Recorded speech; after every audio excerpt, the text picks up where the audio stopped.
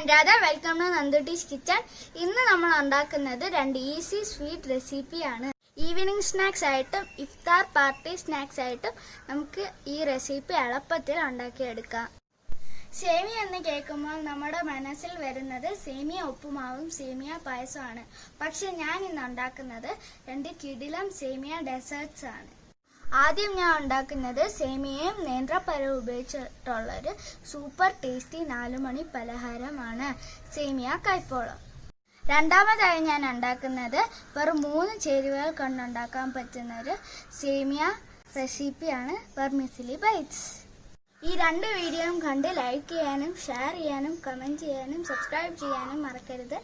ഈ 2 വീഡിയോയും സെപ്പറേറ്റ് ആയി കാണാനുള്ള ലിങ്ക് താഴെ ഡിസ്ക്രിപ്ഷൻ ബോക്സിലുണ്ട്. ഇനി നമുക്ക് ഈ 2 സ്വീറ്റ്സും എങ്ങനെയാണ് ഉണ്ടാക്കുന്നതെന്ന് നോക്കാം. ഇന്ന് നമ്മൾ ഉണ്ടാക്കുന്നത് സേമിയയും നേന്ത്രപ്പഴവും കൊണ്ടുള്ളൊരു 4 മണി പലഹാരമാണ് സേമിയ കൈപ്പോളം. ആദ്യമായി നമുക്ക് ഇതിന്റെ ഇൻഗ്രീഡിയൻസ് എന്തൊക്കെയാണെന്ന് നോക്കാം. 3/4 കപ്പ് സേമിയ വേണം. തിൻ വെർമിസെല്ലി വേണം എടുക്കാൻ. ഇത് നിങ്ങൾക്ക് ലോങ് വെർമിസെല്ലി ആണ് കിട്ടുന്നതെങ്കിൽ ചെറുതായിട്ടൊന്ന് ക്രഷ് ചെയ്തെടുത്താൽ മതി. പിന്നെ പഴം വേണം. പഴം 2 പഴമാണ്, നേന്ത്രപ്പഴമാണ്. പഴുത്ത പഴം വേണം എടുക്കാൻ, കൂടുതൽ പഴുത്ത എടുക്കല്. 5 മുട്ട, പിന്നെ കുറച്ച് ഉപ്പ്, 1/4 ടീസ്പൂൺ. ഇനി നമുക്ക് നട്ട്സ് വേണം. കുറച്ച് റേസിൻസും പിസ്താഷ്യൂസും ഞാൻ എടുത്തിട്ടുണ്ട്. പിന്നെ പിസ്ത പൊടിച്ചത് ഡെക്കറേഷന് വേണ്ടി മാത്രം. പിന്നെ കുറച്ച് വാനില എസൻസ്, ഏലക്കാപ്പൊടി കുറച്ച്, 1/2 കപ്പ് പൊടിച്ച പഞ്ചാര, നെയ്യ് 3 ടേബിൾ സ്പൂൺ, പിന്നെ 1/4 കപ്പ് പാലും വേണം. ഇനി നമുക്കിത് എങ്ങനെയാണ് ഉണ്ടാക്കുന്നതെന്ന് നോക്കാം. നമ്മളിപ്പോൾ ഒരു പാൻ ഹീറ്റ് ചെയ്യാൻ വെച്ചിട്ടുണ്ട്. ഇത് ഹീറ്റായി വരുമ്പോഴേക്കും ഇതിലോട്ട് 2 ടേബിൾ സ്പൂൺ നെയ്യ് ചേർത്ത് കൊടുക്കാം.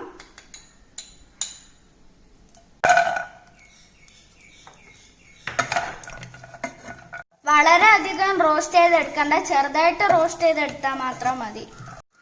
ഇത് ചെറുതായിട്ട് റോസ്റ്റായി വന്നിട്ടുണ്ട്. ഇനി നമുക്കിതൊരു പാത്രത്തിലോട്ട് കോരി വയ്ക്കാം. ഞാൻ ഇപ്പം കാഷ്യൂ നട്ട്സും കിസ്മിസും ഒക്കെ ഇവിടെ കോരി വെച്ചിട്ടുണ്ട്. ഇനി നമുക്ക് ഈ നെയ്യിലോട്ട് തന്നെ നമ്മൾ അരിഞ്ഞു വെച്ചേക്കുന്ന പഴം ചേർത്ത് കൊടുക്കാം. ഇതിലോട്ട് 1/2 ടേബിൾ സ്പൂൺ പഞ്ചാരയും കൂടെ ചേർത്ത് കൊടുക്കാം. ഈ സൈസിൽ വേണം നമ്മൾ പഴം കട്ട് ചെയ്തെടുക്കാൻ. ഞാൻ ഇപ്പൊ ഇവിടെ നടുവിലൂടെ മുറിച്ചിട്ട് കട്ട് ചെയ്തെടുത്തതാണ്. ഇതിപ്പം ജസ്റ്റ് ഒന്ന് കളർ മാറാൻ തുടങ്ങിയിട്ടുണ്ട്. ഈ സ്റ്റേജിൽ വേണമെങ്കിൽ നമുക്ക് നെയ്യ് കുറവാണെന്ന് തോന്നുവാണെങ്കിൽ കുറച്ച് നെയ്യ് ചേർത്ത് കൊടുക്കാം. ഇപ്പം ഇതൊന്ന് കളർ മാറി വന്നിട്ടുണ്ട്. ഇനി നമുക്കിതൊരു ബൗളിലോട്ട് ട്രാൻസ്ഫർ ചെയ്യാം. ഇപ്പം ഞാൻ കാഷ്യൂ നട്ട്സും പഴവും ഒരു ബൗളിലോട്ട് ട്രാൻസ്ഫർ ചെയ്തിട്ടുണ്ട്. പഴം ഒരുപാട് വരട്ടി എടുക്കണ്ട, അതൊന്ന് സോഫ്റ്റ് ആവാൻ വേണ്ടി മാത്രം വരട്ടി എടുത്താൽ മതി. ഇനി നമുക്കൊരു 5 മുട്ട ബ്ലെൻഡറിലിട്ട് ബ്ലെൻഡ് ചെയ്തെടുക്കാം.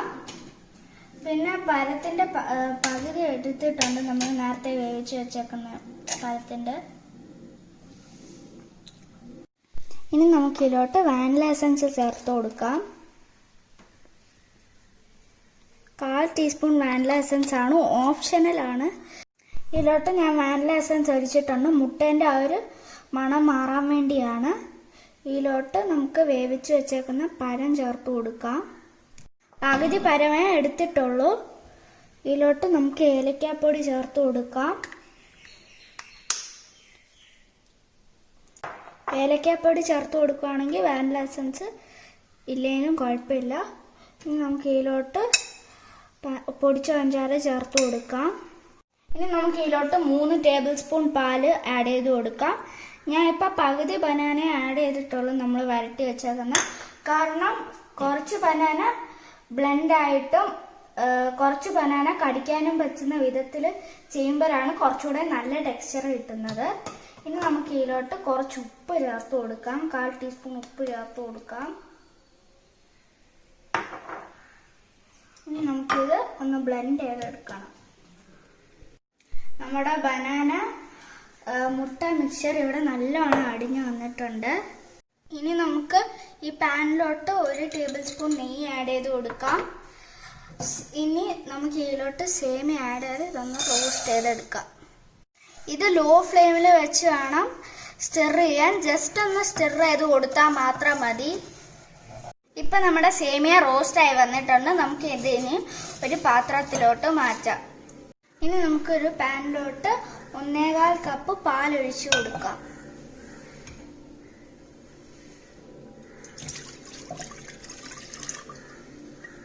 ഇപ്പൊ പാല് തിളച്ച് വന്നിട്ടുണ്ട്. ഇനി നമുക്ക് ഇതിലോട്ട് സേമിയ ആഡ് ചെയ്ത് കൊടുക്കാം. മീഡിയം ഫ്ലെയിമിൽ വേണം സേമിയ ആഡ് ചെയ്ത് കൊടുക്കാൻ. ഇതിപ്പം നല്ലോണം കുറുകി വരാൻ തുടങ്ങിയിട്ടുണ്ട്.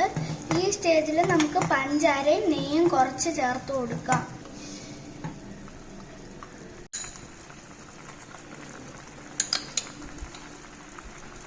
ഇതിപ്പോ ഇതാ കുറുകി വരുന്നുണ്ട്. ഇനിയും ഇത് പാല് പറ്റണം. ഇനി അതുകൊണ്ട് നമുക്ക് ഇത് 1 ടീസ്പൂൺ നെയ്യും കൂടെ ചേർത്ത് കൊടുക്കാം.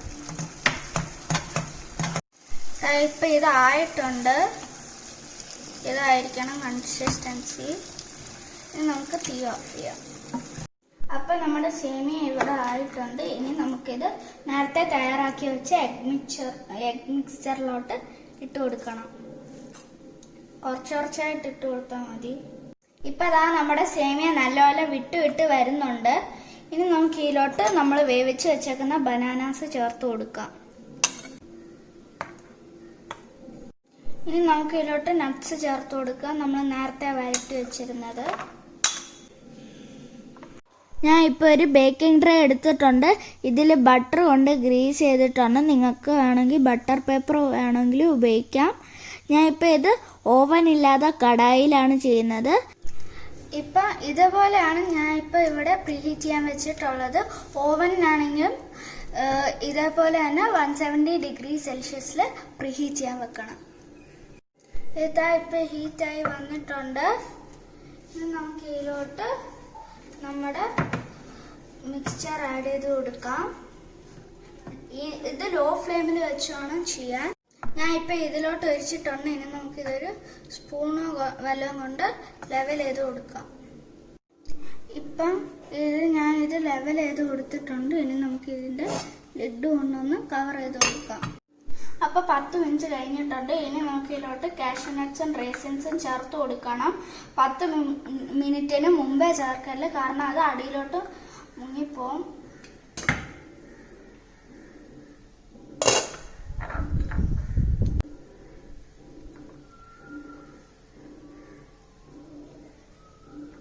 ഇനി നമുക്ക് ലിഡ് വെച്ച് കവർ ചെയ്തിട്ട് 30 മുതൽ 40 മിനിറ്റ് വരെ ഇതൊന്ന് വേവിച്ചെടുക്കാം.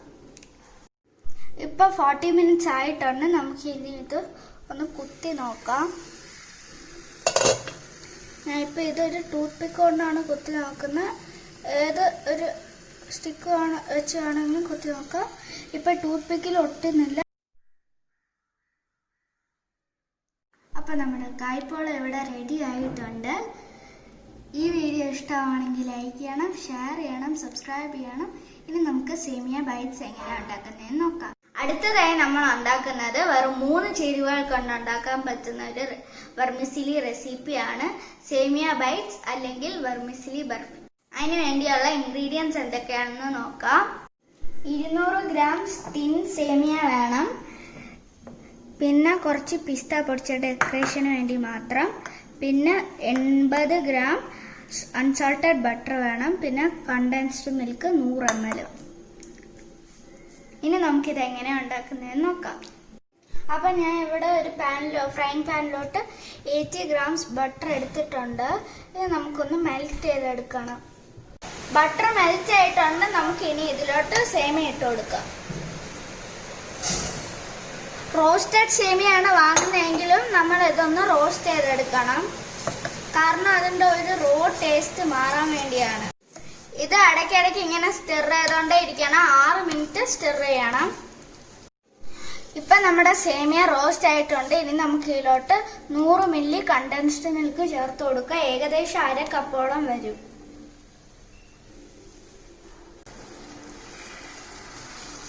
ലോ ഫ്ലെയിമിൽ വേണം ഇത് സ്റ്റിർ ചെയ്ത് കൊടുക്കാൻ. പാനിൽ നിന്ന് വിട്ടു വരുന്ന വരെ ഇതൊന്ന് സ്റ്റിർ ചെയ്ത് കൊടുക്കണം. ഇപ്പൊ ഇത് പാനിൽ നിന്ന് വിട്ടു വരുന്ന സ്റ്റേജ് ആയിട്ടുണ്ട്. നമുക്കിതിന് തീ ഓഫ് ചെയ്യാം.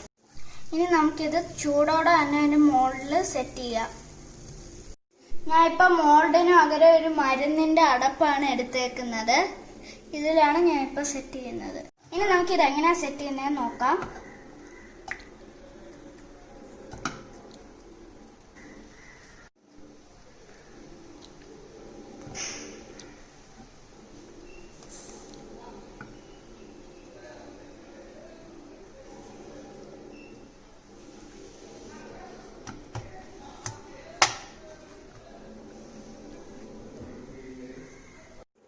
അപ്പൊ ഞാൻ ഇവിടെ എല്ലാ ബൈറ്റ്സും അറേഞ്ച് ചെയ്ത് വെച്ചിട്ടുണ്ട്. നമുക്ക് വേണമെങ്കിൽ ഇത് പിസ്ത വെച്ച് വേണമെങ്കിലും ഗാർണിഷ് ചെയ്യാം. അപ്പൊ നമ്മുടെ സേമിയ പോളയും സേമിയ ബൈറ്റ്സ് ഇവിടെ റെഡി ആയിട്ടുണ്ട്. ഇനി നമുക്കിത് എങ്ങനെ ഉണ്ടെന്ന് നോക്കാം.